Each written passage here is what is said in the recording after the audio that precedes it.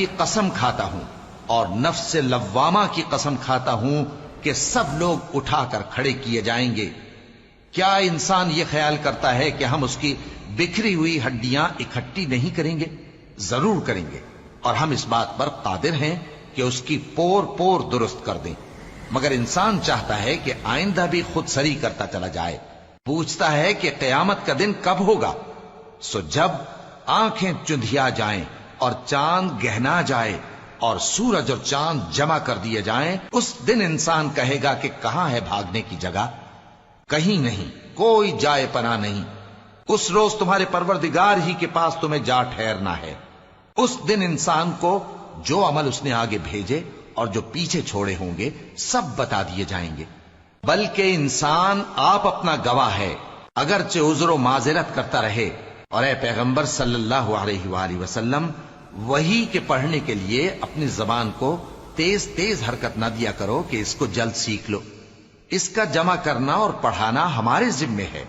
سو جب ہم اسے پڑھا کریں تو تم اس کو سنا کرو اور پھر اسی طرح پڑھا کرو۔ پھر اس کے معانی کا بیان بھی ہمارے ذمے ہے۔ مگر لوگو، تم دنیا کو دوست رکھتے ہو اور آخرت کو چھوڑے دیتے ہو۔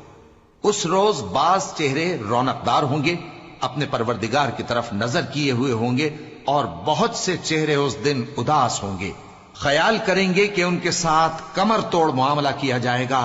ہاں، جب جان گلے تک پہنچ جائے اور لوگ کہنے لگیں اس وقت کون جھاڑ پھونک کرنے والا ہے، اور اس جاں بلب نے سمجھا کہ اب جدائی کا وقت ہے اور پنڈلی سے پنڈلی لپٹ جائے، اس دن تجھ کو اپنے پروردگار کی طرف کھینچے چلے چلنا ہے۔ پھر ایسے مغرور نے نہ تو پیغمبر صلی اللہ علیہ وآلہ وسلم کو سچا جانا اور نہ نماز پڑھی، لیکن جھٹلایا اور منہ پھیر لیا، پھر اپنے گھر والوں کے پاس اکڑتا ہوا چل دیا۔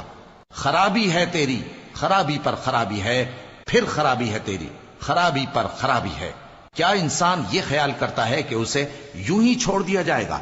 کیا وہ منی کا جو ٹپکائی جاتی ہے ایک قطرہ نہ تھا، پھر لوتھڑا ہوا، پھر اللہ نے اس کو بنایا، سو اس کے اعضاء کو درست کیا، پھر اس کی دو قسمیں بنائیں، مرد اور عورت۔